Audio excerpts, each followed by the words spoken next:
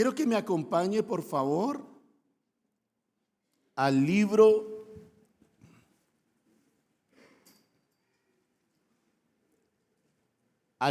de Mateo, capítulo 5. Pero antes de leer el libro de Mateo, capítulo 5, verso 3, que es en el que nos vamos a centrar, quiero que primero leamos el contexto de este texto. Porque recuerde algo, un texto sin contexto es un ¿qué? Pretexto. Muy bien. Ay, vea que sí aprendió, Merino. Un texto sin contexto es un pretexto. ¿Cómo nacen las sectas? Las sectas nacen porque un día un fulano, un perencejo, ¿alguien se llama aquí perencejo? Porque lo voy a nombrar harto aquí. Si se llama perencejo, perdóneme, es un ejemplo nomás, no es nada personal. Un día un perencejo se levantó y leyó la palabra y leyó un texto bíblico y le gustó. Y entonces dijo, esto es. Y se quedó solamente en ese texto y no leyó el contexto, y por eso se crean las sectas. Usted siempre verá, de esto no voy a predicar, pero usted siempre verá que las sectas se centran única y exclusivamente en un texto. Se agarran de ahí para hacer y deshacer. Y se olvidan de que hay contextos y se olvidan de que hay más palabra que me aclara el por qué decía el autor lo que decía en ese momento. Amén. Por eso, antes de leer Mateo capítulo 5, verso 3, vamos a leer el contexto de lo que sucedía en ese momento. Y vamos a Mateo capítulo 4, verso 23. Y recorrió Jesús toda Galilea, enseñando en las sinagogas de ellos y predicando el evangelio del reino y sanando toda enfermedad y toda dolencia. Tres cosas que vino a hacer el Señor Jesús y que sigue haciendo: enseñando, predicando y sanando. Esa era la característica que tenía Jesús cuando caminó en esta tierra. Ahora el 24. Y se difundió su fama por toda Siria, y le trajeron todos los que tenían dolencias, los afligidos por diversas enfermedades y tormentos, los endemoniados, lunáticos y paralíticos, y los sanó. Y le siguió mucha gente de Galilea, de Decápolis, de Jerusalén, de Judea y del otro lado del Jordán. Viniendo la multitud, subió al monte y sentándose, vinieron a él sus discípulos, y abriendo su boca les enseñaba diciendo: bienaventurados los pobres en espíritu, porque de ellos es el reino de los cielos. En esta porción de la palabra vemos a Jesús cumpliendo con su ministerio. Él venía caminando, predicando, sanando, liberando endemoniados, haciendo una cantidad de cosas, supliendo necesidades físicas. Usted recordará que muchas veces el Señor hasta suplía el hambre de la gente. ¿Por qué? Porque Jesús siempre tuvo la característica de que cuando veía las multitudes tenía compasión de ellas, y lo que quería hacer era sanarlos, cuidarlos, darles lo que la gente necesitaba. Pero cuando llega este momento del Sermón del Monte, el Señor ve las multitudes, se sube a un monte, se sienta, abre la boca y comienza a enseñar. Pero aquí hay algo muy importante, y es que note que las multitudes seguían con él, los discípulos estaban con él, pero él lo que iba a hacer en este momento era suplir una necesidad, no física, mas una necesidad espiritual. El Sermón del Monte yo pienso que es de las enseñanzas que más conoce la gente de lo que predicaba Jesús. Yo pienso que la persona que diga que no conoce, que lleva mucho tiempo en la iglesia o que ya ha conocido al Señor y que no haya escuchado acerca de las bienaventuranzas, no sé en qué lugar habrá estado en la iglesia, porque la iglesia predica muchísimo eso, porque la iglesia conoce mucho esta enseñanza del Sermón del Monte. Pero ¿sabe qué es lo triste? Lo triste de todo esto es que muchas veces que se ha predicado esto, la gente aún no comprende esas palabras que el Señor dijo y muchas veces ni siquiera la obedece. Pero ¿cómo van a obedecer si no entienden algo? Y cuando leemos el Sermón del Monte, nos damos cuenta que eso era lo que Jesús quería que la iglesia fuera. Eso es lo que espera Jesús, que tú como discípulo de Él seas. ¿Y qué es? Por ejemplo, cuando vemos las ocho bienaventuranzas, nos damos que 4 de esas bienaventuranzas, 4 me enseñan a mí a tener una relación con Dios. Y las otras 4 me enseñan a mí a tener una relación con el prójimo. Por eso para el Señor fue tan importante primero comenzar. Yo estaba leyendo esto y yo decía, pero ¿por qué no comenzaste de otra manera? Pues uno se da cuenta que primero el hombre o la humanidad primero debe tener una muy buena relación con Dios para poder llegar a tener una muy buena relación con el prójimo. Si tú no respetas a Dios, si tú no obedeces a Dios, va a ser muy, pero muy difícil que puedas respetar a tu prójimo y puedas someterte a tu prójimo y obedecerlo. Por eso para el Señor era tan importante primero el que uno debe tener la relación con Dios bien, y de ahí se desprende absolutamente todo. Dios quería que nosotros fuéramos diferentes. ¿Que fuéramos cómo? Eso es lo que espera Jesús, que nosotros seamos diferentes. Que seamos diferentes a aquellos que no han podido aceptar a Cristo en su corazón, que no tienen al Señor Jesús como Señor y Salvador, diferentes a los que están en el mundo. Pero hoy quiero que por un momento usted piense, si la vida que usted tiene, si lo que hace usted a diario es diferente a lo que hace una persona que no tiene a Cristo en su corazón. Cuando uno tiene a Cristo en su corazón, debe reflejar eso. Pero da tristeza muchas veces que no lo reflejamos con todo lo que hacemos. Piense lo que hizo ayer. ¿Está listo para pensar? Piense lo que hizo ayer. Algunos se ríen por allá, una risita de pícara. Piense en eso. Lo que hiciste ayer exalta el nombre de Jesús. Lo que hiciste la semana pasada, la manera como hablaste, la manera que miraste, las actitudes que tuviste, ¿con eso reflejabas a Cristo? Entonces ahí cuando la palabra dice, bienaventurados los pobres en espíritu, porque de ellos es el reino de los cielos, comenzamos a preguntarnos, ¿será que yo si soy pobre en espíritu?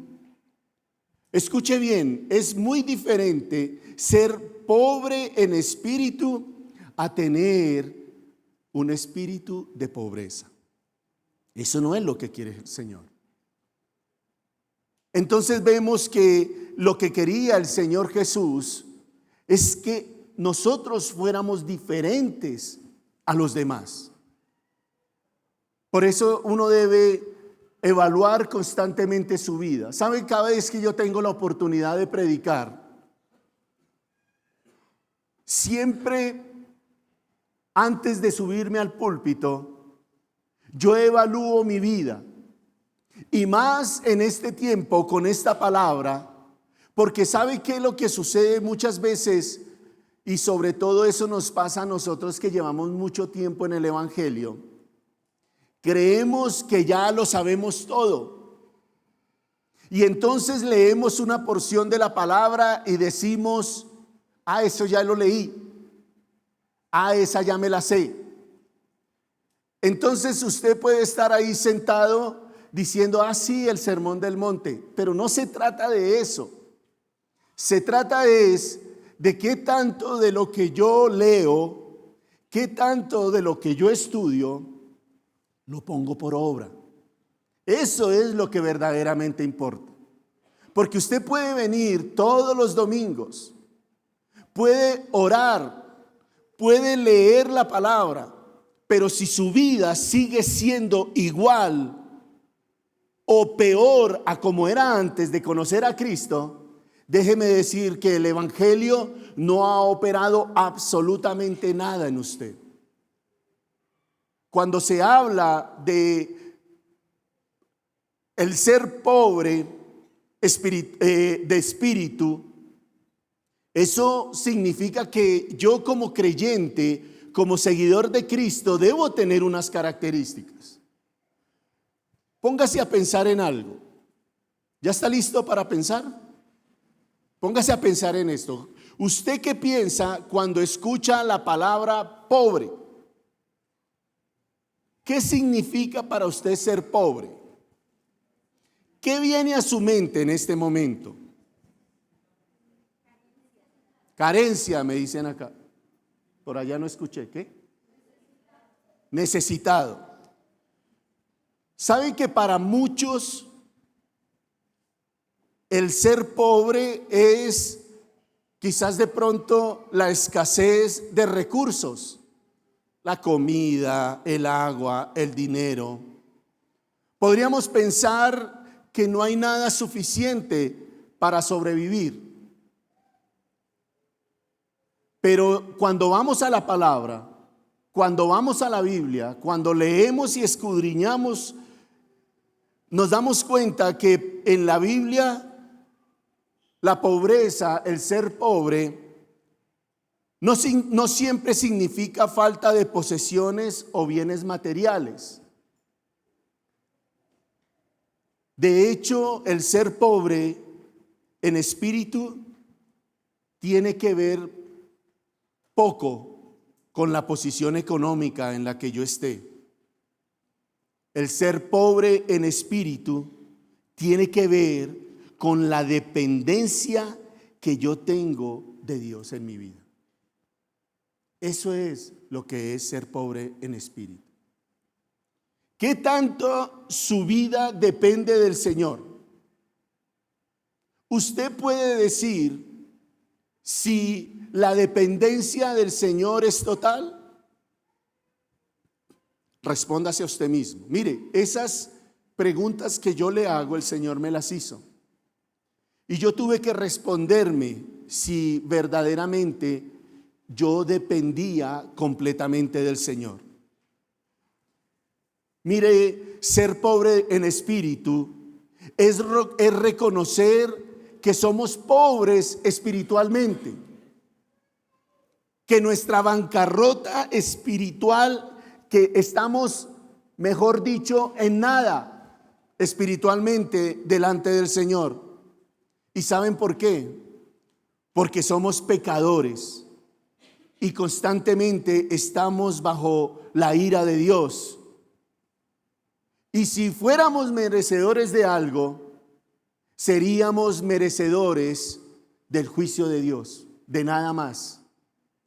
Pero el Señor, en su infinita misericordia, en su infinito poder, nos dio a Jesús para que Él trajera vida y vida en abundancia.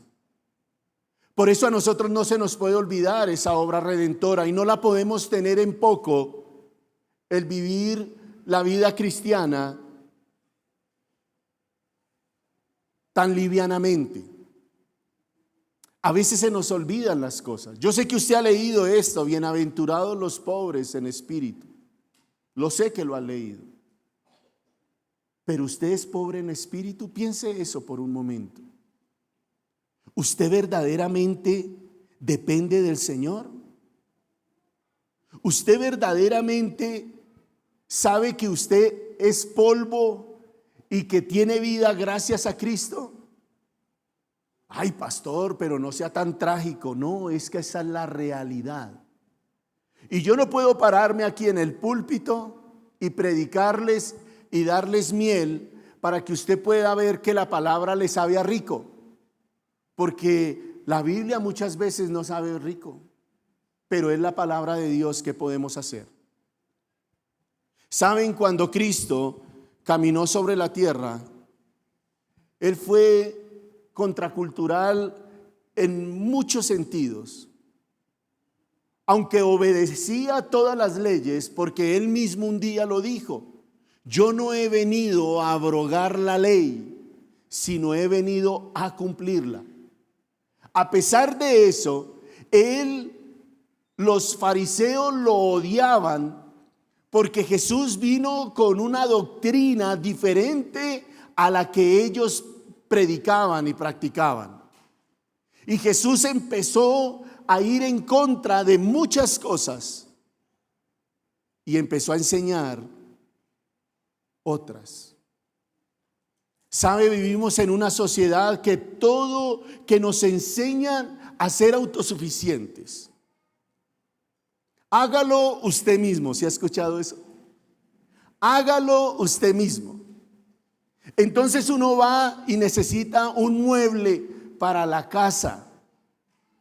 Entonces no llama a la persona, al carpintero que tiene experiencia en hacer muebles, sino que se le ocurre la idea de el hágalo usted mismo.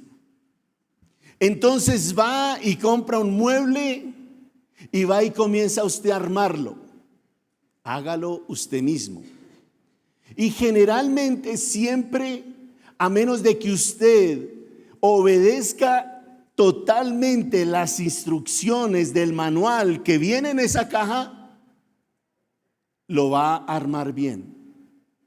Pero generalmente siempre sobra algo.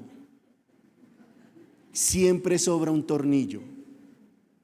Siempre sobra una lámina de madera. Y se rasca uno la cabeza y dice: ¿y de dónde esto si ya todo está ahí?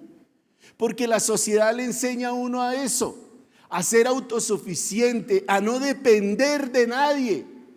Hoy en día los jóvenes quieren cumplir 18 años. ¿Para qué? Para ser libres como el viento. No es que yo quiero mi libertad, ay, es que mi papá, es que mi mamá, es que estar sometido bajo las leyes. No, yo quiero ser libre como el viento. Autosuficiencia. Eso es lo que vivimos a diario y eso es lo que se nos ha enseñado. Pero Jesús no enseñaba eso. Jesús enseñaba que debíamos depender de Él para poder llegar a ser alguien o algo en la vida. Y a esto se refiere la pobreza de espíritu, en espíritu. Por eso Él hablaba tantas cosas. Decía: si alguien viene y te pega en una mejilla, ponle la otra. ¿Cuántos son padres aquí? Levante su mano. ¿Usted qué ha hecho? ¿Sus hijos han pasado por jardín o por colegio? ¿Qué reacción usted ha tomado cuando su hijo viene y le dice: papi, es que mire que Perencejito me pegó? ¿Usted qué dijo? Mi amor, ponle la otra mejilla. ¿Sí? Le digo yo qué hice. No debería decirlo porque yo soy pastor. Pero un día mi hijo vino a decirme: papi, no sé quién me pegó. Y yo: pues, ¿y tú no se la devolviste? Cuando yo le dije eso, me acordé y dije: ay Dios, ¿yo qué acabo de decir? He creado una bestia.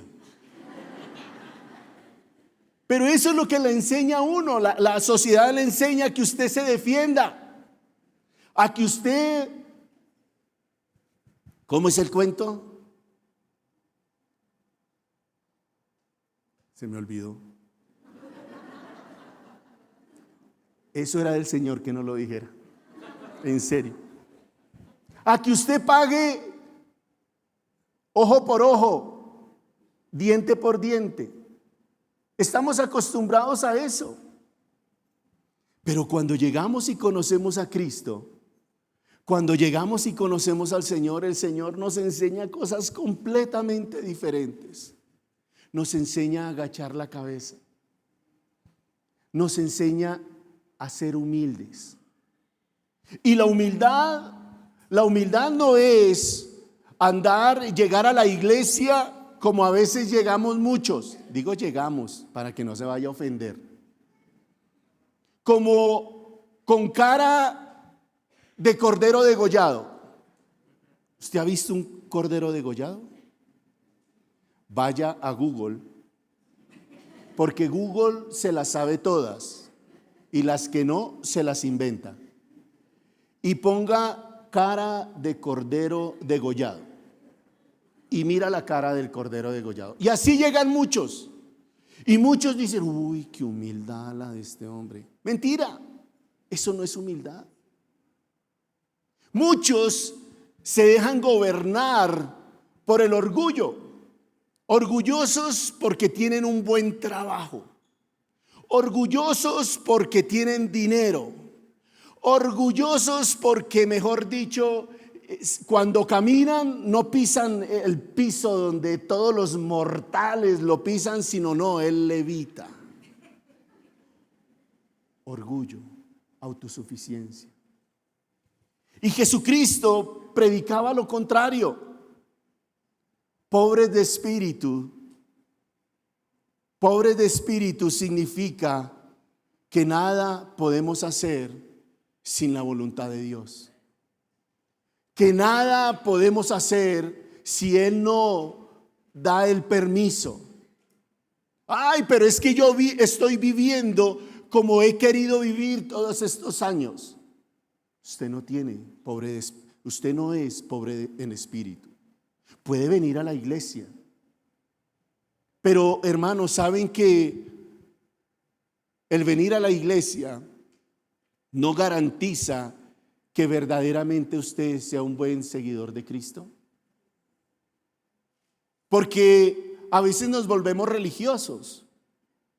Nos volvemos religiosos orando, nos volvemos religiosos leyendo la palabra, nos volvemos religiosos viniendo a la iglesia. Ya no vamos a la basílica.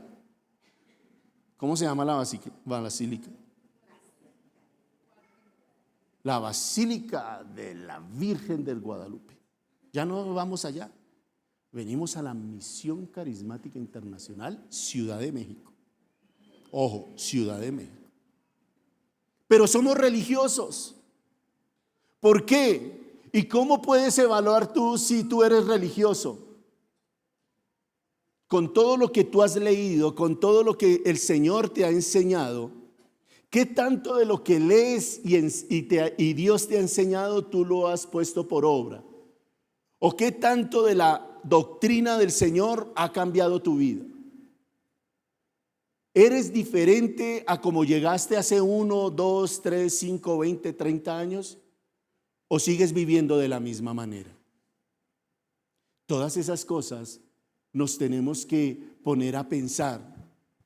Mire, Jesús, cuando leemos Mateo 4:23 en adelante, vemos cómo Jesús suplía una necesidad física. Habían enfermos y Él los sanaba. Habían endemoniados y Él los liberaba.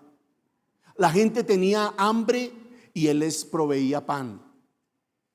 Pero en este momento el Señor ve que la gente necesita un alimento espiritual y por eso comenzó a predicar. Pero hay algo, a enseñar las escrituras, pero aquí cuando uno lee algo, hay unas palabritas que se ven ahí. Dice que el Señor subió al monte.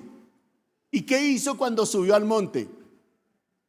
Dice que se sentó. ¿Por qué creen ustedes que el Señor se sentó y luego vinieron sus discípulos? ¿Vinieron quiénes? Sus discípulos se acercaron a Él y Él comenzó a enseñarles. Se tomaba su tiempo. Si Él hubiera querido, sencillamente parado les dice esto y se va.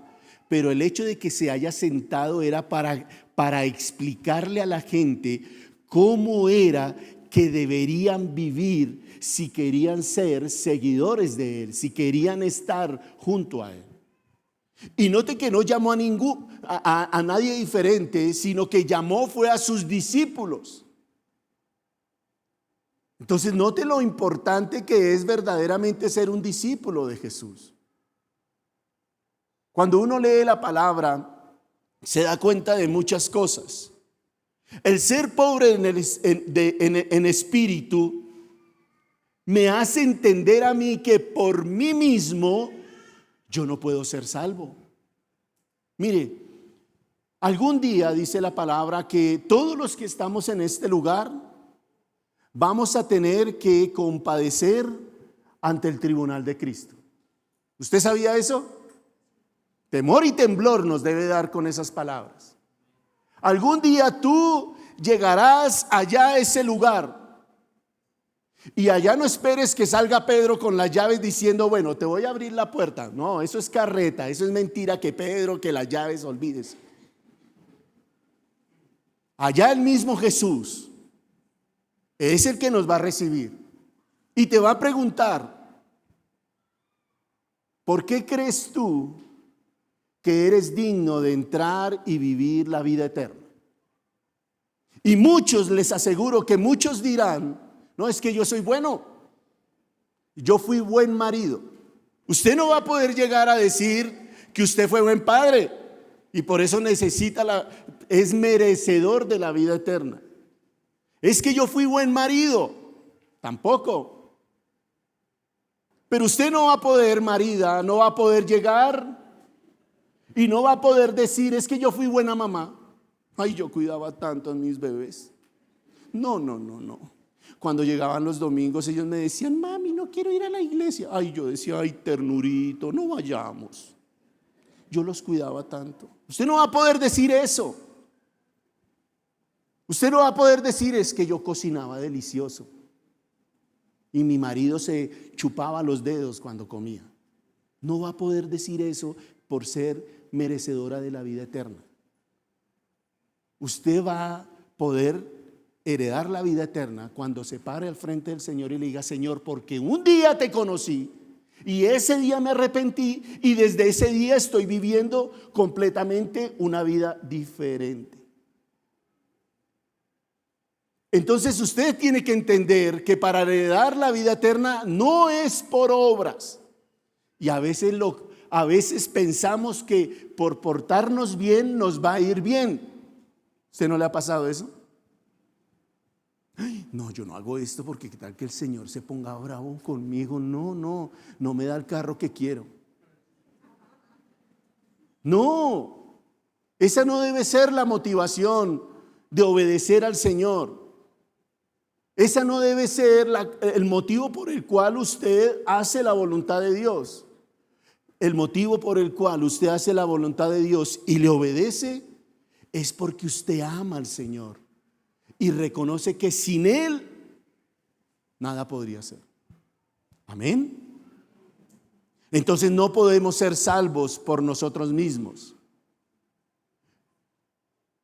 Si no reconocemos que el Señor es todo, no vamos a poder vivir la vida cristiana. Porque para poder vivir la vida cristiana se necesita el poder del Espíritu Santo. Y entonces cuando yo necesito el poder del Espíritu Santo, estoy dependiendo de Él en todo. Por eso muchas veces la gente cae en la tentación que el diablo les coloca. Porque no están dependiendo, porque viven su vida cristiana en sus fuerzas. Y vivir la vida cristiana en sus fuerzas siempre va a ser frustrante. Siempre va a ser. Usted nunca podrá tener un contentamiento genuino. ¿Por qué? Porque está tratando en sus fuerzas de agradar y de obedecer a Dios. Y cuando tú dependes completamente de Dios, lo conoces, sencillamente nace de ti el deseo de servirle. ¿Sabe? Cuando yo conocí de Cristo, cuando yo tuve mi encuentro personal con Él, yo fui transformado. Yo supe que era un vil pecador. Vi que tuve la oportunidad de acercarme a Él. Vi que Él me extendió su amor, me atrajo a Él para que yo me pudiera arrepentir. Y desde ese mismo instante, el deseo de mi corazón fue de servirle. Yo anhelaba servirle al Señor. Pero si tú eres de esas personas que llegas a la iglesia y el mover para ti, el mover una silla de la iglesia es una carga, tú no eres pobre en espíritu, porque no has conocido al Señor verdaderamente.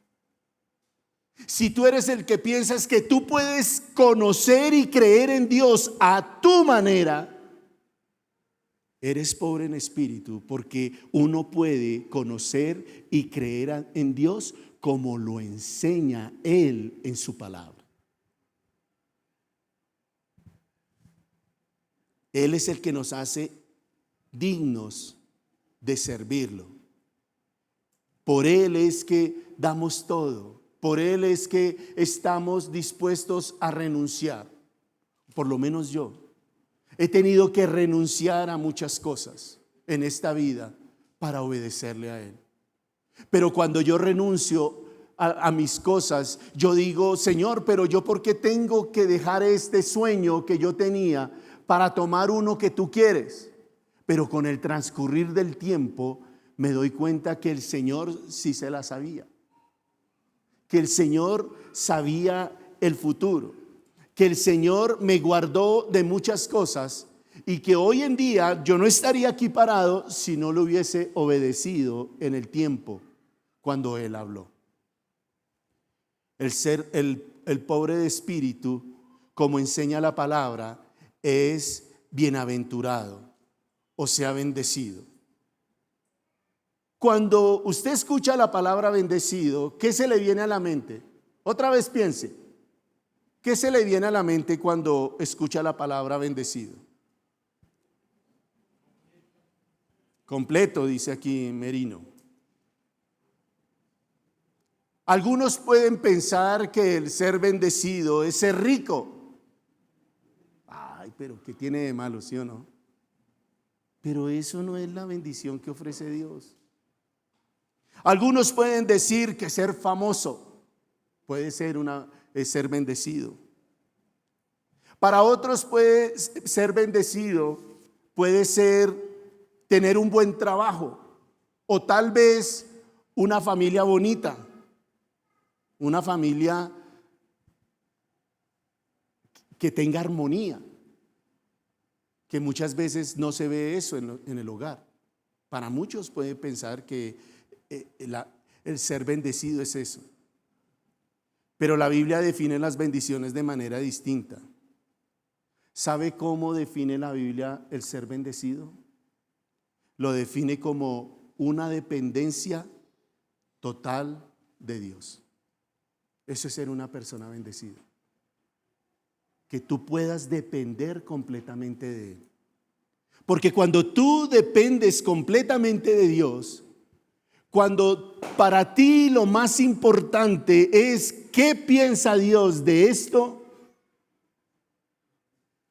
lo demás es una añadidura. Por eso el Señor decía, primeramente, conoce el reino de Dios y su justicia, y todo lo demás vendrá por añadidura. Entonces, el ser pobre de espíritu hace que yo verdaderamente entienda que mi vida y todo mi ser, toda mi casa, todo lo que yo tengo depende del favor de Dios. Y por eso para el Señor era tan importante el poner primero esa bienaventuranza, que primero debíamos aprender a depender en todo de Él para poder seguir con el resto. Si tú no dependes de Dios, pues de ahí en adelante no va a pasar nada. De ahí en adelante vas a tomar decisiones equivocadas. De ahí en adelante vas a caer en pecado. De ahí en adelante vas a vivir en una forma desordenada. ¿Por qué? Porque Dios no es aquel que está reinando en tu vida. Siempre que yo me paro en este lugar, o cualquier hombre de Dios que se pare en un lugar a predicar la palabra, a enseñar la palabra, sabe que esto que está hablando tuvo que él primero vivirlo. La semana pasada para mí fue una semana tremenda, porque el Señor me recordaba muchísimas cosas de lo que yo estaba viviendo. El depender de Dios, el ser humilde, el no ser orgulloso, el perdonar. No sé por qué al cristiano le es tan difícil perdonar. No digo el que está en el mundo, porque ¿para qué lo metemos en esto? Si él está perdido en los delitos y pecados de su vida. Pero una persona que ha degustado la bendición de Dios, una persona que conoce a Jesús, una persona que dice ser discípulo de Cristo, no sé por qué el perdonarle es tan difícil. No sé por qué a una persona que dice ser discípula de Cristo le es tan difícil dejar el orgullo a un lado, ceder. No sé cómo una persona que conoce de Cristo es vengativo. No lo entiendo. No, si es que Él me la hizo, pues yo se la hago el doble. Pues en el mundo uno escucha eso y pues uno no se asombra. Pero una persona que ha recibido a Jesús y que has experimentado el amor de Él en su vida pensando de esa manera, solo deja ver una cosa, y es que no es pobre en espíritu. La iglesia debería ser diferente porque Dios quiere que la iglesia sea diferente. Piense por un momento y sabe, las comparaciones son odiosas. Le voy a pedir que se compare con una persona que usted conozca que no conoce a Cristo, que no tiene a Jesús en su corazón. Compárese con ella. Sé que las comparaciones son odiosas. A mí no me gustaba que me compararan con mi hermano mayor. Él se parece mucho a mí. Tú lo ves y dices, no, este es Alfredo más gordo y con más pelo. ¿Sabe por qué lo digo? Porque muy seguramente él está viendo la transmisión. Pero me decían, hombre, ¿usted por qué no es como su hermano? Vea que él es juiciosito. Vea que él es bien inteligente. Y yo me ponía a pensar, ¿qué me habrá querido decir? Y me molestaba que me compararan con él, porque cuando él estudiaba, él tuvo matrícula de honor en el colegio. Wow, era un pilo ese man. Yo tuve matrícula condicional. extremos opuestos. Por eso no me gustaba que me compararan con él. Pero sabe, muchas veces es necesario compararse para uno darse cuenta de lo que verdaderamente esté viviendo.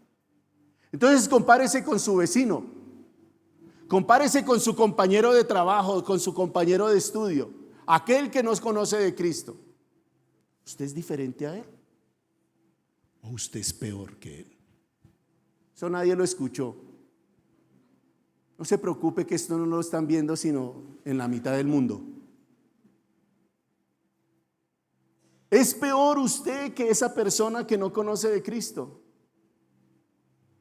¿Es más malgeniado, amargado usted que aquella que no conoce de Cristo? Mira a la persona que está a su lado. No le diga nada. Ya con solo esa mirada usted le dijo todo. ¿Quién es mejor papá o mejor mamá? ¿Usted o su vecino que no conoce de Cristo? Cuando el Señor quería que nosotros fuéramos diferentes. Cuando el Señor quería que nosotros reflejáramos a Jesús en todo lo que hiciéramos. Por eso, hermano, evalúe su vida. Evalúe su vida y evalúe si usted verdaderamente es pobre en espíritu. Porque recuerde lo que dice: bienaventurado,